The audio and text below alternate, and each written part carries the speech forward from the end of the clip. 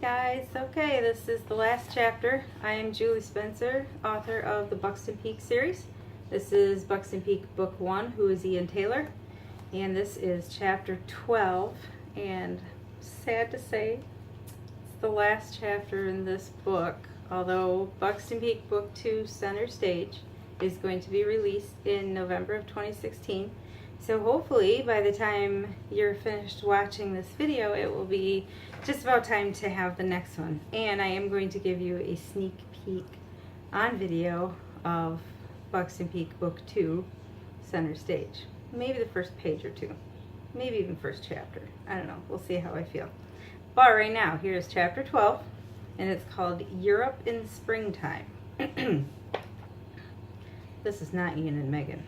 This is Kai and Rhonda. What on earth are you looking for? Kai startled Rhonda, and she jumped slightly. He was leaning against the doorframe of Ian's mother's spacious kitchen, watching as Rhonda opened and closed every cabinet. Alcohol, Rhonda said. You don't know much about Mormons, do you? Kai laughed. They don't drink. None of them? She shook her head and raised her shoulders. I knew Megan didn't, but Ian's family too? I don't think Ian's had a drink in his life. It's Friday night. Can't I at least have a drink since we can't go anywhere? Why can't we go anywhere? I thought we were supposed to be in hiding. Rhonda sighed in exasperation.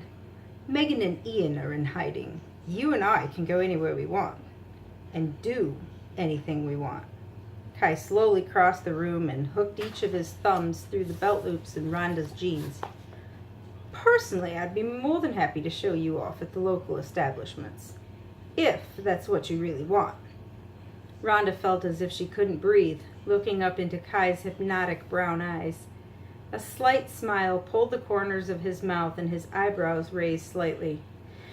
When she finally did breathe, she wished she hadn't held her breath for so long because he smelled amazing. She lifted her hands and rested them gently on his forearms. For a moment, she couldn't remember what it was she'd been looking for. I have a secret. What is it? Rhonda whispered. I have a fifth in my suitcase upstairs. Kai winked at her. Do you now? I've been saving it for just the right moment. When would that be? Rhonda squeezed his forearms just slightly. You tell me. Would you like to bring it down right now? Rhonda pursed her lips just slightly, enjoying his flirting. Or perhaps we could just bring a couple of glasses of ice upstairs with us. I'm quite fond of ice myself, Kai whispered. Ice it is, then. Uh-oh. They're getting themselves into trouble, aren't they? Okay, this is the next section. Why don't you believe in God? Rhonda asked. She rolled over and reached for her glass, barely sitting up to take a sip. I see no evidence that there is a God, Kai said, tracing patterns along the freckles on Rhonda's shoulder. That was quite an interesting conversation with Ian and Megan, though, wasn't it? I guess I just don't know what I believe. Rhonda lowered her eyelashes to avoid his gaze, still in denial that she was actually with Kai Burton of Buxton Peak. She had never dreamed anything like this could happen to her. She wasn't sure if she was going to wake up and he would no longer be there, if, like Megan had suggested, he was just using her. Part of her didn't really want to know. She wanted to enjoy what little time she had with him and carry this memory with her for the rest of her life. The more curious part of her pushed for clarification about where this was heading. Do you think we're going to be punished or sent to hell for the things we're doing wrong? I'm willing to take my chances, Kai winked at her. Besides, if there is no God, who's there to punish us? I could imagine Ian's mother probably wouldn't be very happy with us right now. What about your mother? What would she think? My mother knows I'm an adult and can make my own choices. Rhonda reached up and brushed a stray curl out of her eyes. She glanced over at Kai, liking the mysterious glint in his eyes. What would your mother say if you told her that you were running off to Europe with a rock band so that you could spend every night in the arms of a famous guitar player? Kai reached up and playfully tugged at that stray curl. Rhonda felt her heart race, disbelief clouding her rationality. Did he really just ask me to come to Europe with him? She couldn't help but grin just slightly. Her whispered answer was barely a breath. She'd think I was crazy. Are you? Maybe. Will you? Maybe. Rhonda threw her head back and stared at the ceiling. Indecision briefly crossed her mind. I'd have to go back to America to move out of my dorm room and pack some things to bring with me. Need some help packing? Kai asked. You're really serious? Yes, I'm serious. I want you to come with me on our European tour.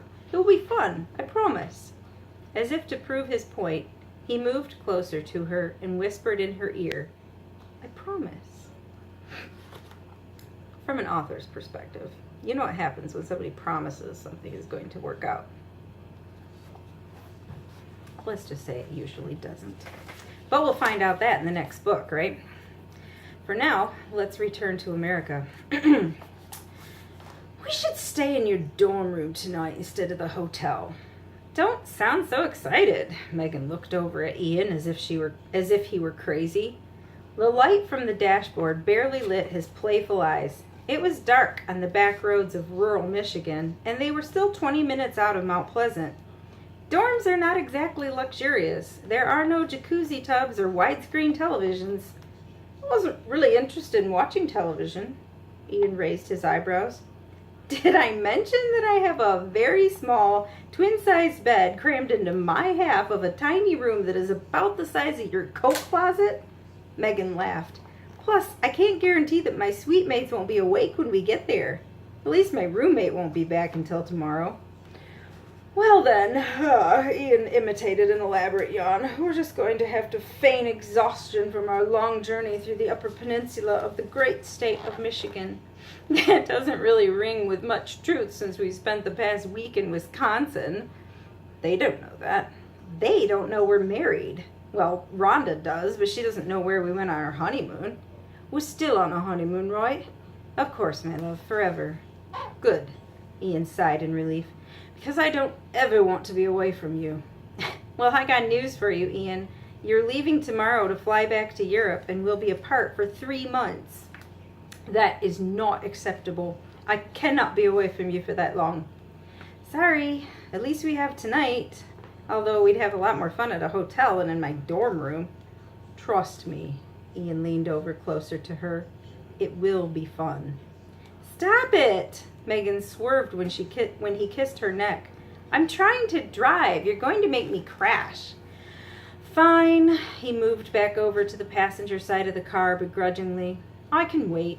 A few minutes. It will only be a few minutes, right? I promise. Oh, there's a McDonald's. I want one of those chocolate shakes. Dang, Megan shook her head. You'd think it was a creme brulee or something. You know, you're like an easily distracted puppy dog. What? Ian feigned innocence. You know guys are only motivated by 2 things, and since you're denying me one, the least you can do is give me the other. She grinned, then turned the car into the parking lot and pulled into the drive-through lane. He pulled his hat down and looked out the darkened window as she paid for his drink. You have an insatiable appetite, my beautiful husband. Megan handed over the chocolate shake. For you, my beautiful wife, Ian grinned, taking a sip of his shake. Although this ice cream concoction comes a close second. He was silent for much of the rest of the ride into Mount Pleasant, his desires momentarily satisfied with chocolate. Being married had its perks, but Megan still had to sneak Ian into the building through the side door because guys weren't allowed in the all-girls dorms. Rhonda and Melissa's door was already closed for the night when they snuck into the common room of the suite. She closed the outer door quietly, hoping not to wake them up. Then they slipped into Megan's bedroom and turned on the light. I told you it was small. It's perfect. Ian flopped onto the bed and kicked back his feet. That is Jenny's bed. Darn, it's nice and comfy. Gee, if you'd like, you can sleep over there. Let me think about it. No, I prefer to sleep with my wife on the final night of our short-lived holiday together. Megan took a deep breath, willing herself not to get emotional and spend what precious little time they had left crying or depressed. Hey, what's the matter? Ian sat up and pulled her over to him, wrapping his arms around her waist and looking up at her. She couldn't hide anything from him. It's only for a few months, and then we'll be together, forever. You'll be done with school, I'll be done with my European tour. and we'll figure out where to go from there." "Where are we going from here?" Megan ran her fingers through his thick hair. "You once told me that you weren't sure you could ever settle down. Where does that leave me?" "No matter where I go, I want you to come." "What if I don't want to travel the world and live in fancy hotels and motorhomes?" she asked. "What if I want a nice house in the country with kids and horses?" "Nice try, Megan. I know you'd rather read a book than ride a horse." She couldn't help smiling at him. He knew her better than she wanted to admit. She was being silly and chastised herself for wasting time discussing something that was months from now, when they only had one night left together. "Come here." She pulled him to his feet, dragging him several steps in her direction. "I'm not spending our last night together on my roommate's bed." "Yours looks much more comfortable." "You know, since we're married now, what's mine is yours." "Well then," Ian said, "I think we need to try out my new bed." Okay, that's the next section, and I think this is possibly one of my favorite sections of the whole book. "What?" Ian's barely audible whisper broke the silence. "Where on bloody earth are you?" Ed's demanding voice boomed in his ear. "I thought you were staying in Mount Pleasant last night." "We did." Ian's sleepy whisper held a little more strength. "I'm at your hotel, and they said you never showed up. Where are you?" "Megan's dorm." "What the heck are you doing at Megan's dorm?" "You know what? I don't want to know. Just meet me out front of her building in 10 minutes. Give me 20. Ian sighed and then looked down at his wife's sleepy eyes looking up at him. "No more like 30. Come to think of it, I need a shower. Better go get yourself some breakfast and come back in an hour." "Don't you dare hang up on me, Ian Taylor," Ed demanded. "You have a flight to catch." "It's a charter," Ian assured him. "They won't leave without me. I'll see you in an hour." "Seriously?" Ed held the phone away from his ear when he realized the line was already dead. He slammed his fist against the steering wheel, considered calling Ian back, but then shook his head and drove down the street to the diner, knowing it was a lost cause. Like I said, one of my favorite sections of the book. I don't know why. I just like it. Okay, next section. "Why does our room smell like cologne?" Jenny dropped her backpack on the desk chair and laid her suitcase on the floor. Megan hesitated, not wanting to admit Ian had left a few hours ago. "Is this your boyfriend's sweatshirt?" Jenny picked up the hoodie that had been left on the floor and held it to her nose. "Dang, he smells good. That was nice of him to loan it to you. I wouldn't wash that if I were you. How was your Christmas break?" Jenny tossed the sweatshirt to Megan and started pulling things out of the suitcase and getting organized, completely oblivious to the vacant stare on Megan's face. Megan held Ian's forgotten sweatshirt to her chest and buried her face in it. She pulled it under the blankets with her and vowed never to get out of that bed again. Everything smelled like him. The sheets, the blankets, the pillow, her hair. Skipping the hotel room and staying at her dorm was the best gift he could have given her. Going to class that afternoon was going to be extremely difficult. "Hey, Megan, didn't hear you come in last night. Must have been late." Melissa walked into her room. "Wow, does it smell good in here. What the heck?" "Megan borrowed Ian's sweatshirt and it smells amazing. Aren't I the luckiest girl in the world to get to share a room with her?" "No," Megan thought. "I'm the luckiest girl in the world because I get to be married to Ian." "Well, I don't have a roommate anymore." That made Megan sit up in bed and look at Melissa. Jenny set down the stack of clothes she was putting away. "Rhonda moved out and went to Europe." "What do you mean she went to Europe?" Megan asked. "She just said she wanted to be with Kai, and so she's going with him on his European tour." "So she just dropped out of her last semester of college?" Megan was incredulous that anyone would be that irresponsible, even Rhonda. It brought tears to her eyes to think that her best friend had just left without even saying goodbye. Rhonda was one of the few people who knew Megan had gotten married over Christmas break. She was hoping to tell her all about the fun they'd had in the UP and laugh about the girl who they'd met at the gas station and commiserate about being away from the guys for so long. Now she was just gone. Megan scrambled out of bed and strode across the common room and stood at the door of Rhonda and Melissa's room, staring at the empty bed, an empty desk, an empty dresser. Megan held her Megan felt her throat tighten as she looked around. All the posters that had hung on the walls, gone. All the stacks of books and piles of dirty clothes and half-eaten bags of chips, gone. It all left an empty feeling inside that was more than just Rhonda leaving. Rhonda being gone represented Ian being gone as well.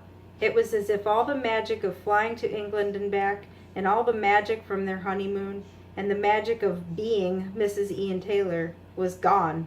Megan had wanted to talk to Rhonda, and now she was just gone. Megan ran back to her own room, crawled back into her bed, and sobbed. Melissa and Jenny tried to comfort her, but she wouldn't talk to them. She just cried. That evening, Buxton Peak held a quick press conference. Ian took to the microphone first. We're very excited to start our tour through Europe, but I want to let you know that my heart has stayed in America. Cameras flashed and Ian cringed a little for effect. He even got choked up a bit. You can all stop searching for Megan now, because she is no longer my girlfriend. Perhaps we can be together again someday. Kai? With that, Ian handed the microphone to Kai and ducked behind the curtain to get away from the crowds, as if he didn't want them all to see him crying. Backstage, he chuckled and listened as Kai took the microphone with a grin on his face and cameras flashing. As many of you probably know, Kai paused with a smirk, I had a great time in Derbyshire on holiday and reconnected with an old friend. Kai reached back and gave a fist bump to Gary and Andy, and then turned back to the cameras with a grin. The band members have had some downtime these past few weeks, and we are rejuvenated and look forward to rocking out with all of you in Europe. I promise we'll make sure Ian has a good time while on tour and help him forget all about America. Let's party. With that, Kai, Andy, and Gary wrapped their arms around one another's shoulders in a show of solidarity, smiled for the cameras, and then ducked behind the curtains. More headlines, more publicity, exactly what they needed as they started their European tour. That was perfect. Ian gave them each a high five. Let's rock. Megan, I am so sorry. Jenny sat on the edge of Megan's bed with a box of Kleenex in her hand. She tried to tuck it up in front of Megan, but she pushed it away. Why didn't you tell us that you and Ian broke up? No wonder you've been crying for hours. Where did you hear that? Megan didn't know about the press conference yet, so she sat there in confusion. Thankfully, the room was so dark Jenny couldn't see Megan's expression. It's all over the internet. Ian and the band held a press conference and he announced that you were no longer his girlfriend. Genius, Megan whispered. She threw herself back down on her bed, and this time her sobbing was partially falsified and partially from laughter. She suspected Jenny wouldn't know the difference. Megan crawled under her blankets and pulled the covers over her head as if she couldn't bear to face the world. Then she pulled out her cell phone. Hey, genius, the text read. Tell Rhonda I'm going to smack her upside the head next time I see her. I miss you already, more than I can stand. I love you, Mr. Taylor. I love you too, Mr. Taylor, the text came back. My heart is with you in America. Take good care of it for me. My heart is with you in Europe. Take care of it and watch over Rhonda while you're at it. Will do, love. See you in a few months. And that is the end of Buxton Peak. Book 1, Who is Ian Taylor? And I will give you a sneak peek of Buxton Peak Book 2, Center Stage. There is a small sneak peek within the actual hard copy of the book, or the Kindle version, if you get that. But I'm actually going to read you a different part from my notes on my computer. So if you hold on just a second, I'm going to pull it up. Okay, so you'll have to excuse me. I'm going to read off my computer screen, but I think you guys are going to like this. This is Buxton Peak Book 2, Chapter 1, Interviews and French Fries. She found me. Megan resisted the urge to bolt back out the door. Not even lunch at McDonald's was safe. Stacy Smith doesn't even know what I look like. I could walk right past her and she would never recognize me. But I will not be afraid in my own hometown. It was only a matter of time. It was surprising the blogger hadn't found her sooner. Thanks to a perceptive clerk at a gas station in northern Michigan, Stacy now knew Megan's last name. Well, her maiden name. Megan glared. If she waited, Stacy might find her at a less practical time and place, like during one of her college classes. This way, Megan had the element of surprise on her side. Megan crept closer, watching as Stacy sipped her Coke, shoved a few fries in her mouth, and continued typing on her laptop. She's smart, I'll give her that. She must be obsessed with my husband and his band to be searching for me for this long. It's ridiculous. Stacy finally looked up from her typing as Megan stood in front of the chair on the opposite side of her table. The confusion on her face was vindicating. Megan felt the corner of her lip twitch and almost smiled at Stacy's snippy comment. "Can I help you?" "I believe you know my husband," Megan spoke quietly and confidently. "Look, I'm not from around here. I don't know who you are or who your husband is. I'm just trying to get a little work done, so if you'll excuse me." Megan didn't leave, but instead slowly sank into the chair opposite Stacy. "You honestly don't know who I am?" Megan asked.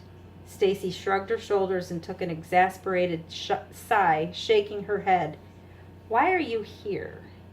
To eat?" Stacy stated the obvious and held up her Coke. "Why are you in Mount Pleasant, Michigan?" Megan clarified. Stacy's eyes widened, but she shook her head. She looked Megan up and down, and Megan felt frumpy in her sweater and faded blue jeans. Her long brown hair she'd hastily swept into a sloppy ponytail suddenly felt too casual, even for McDonald's. She gathered courage and whispered confirmation. "I'm Megan." And Stacy said, "No way." And it gets more fun from there, but you're going to have to wait until Buxton Peak Book 2 is ready to go. And as soon as I have a hard copy in my hand, I will read it to you. Until then, signing off.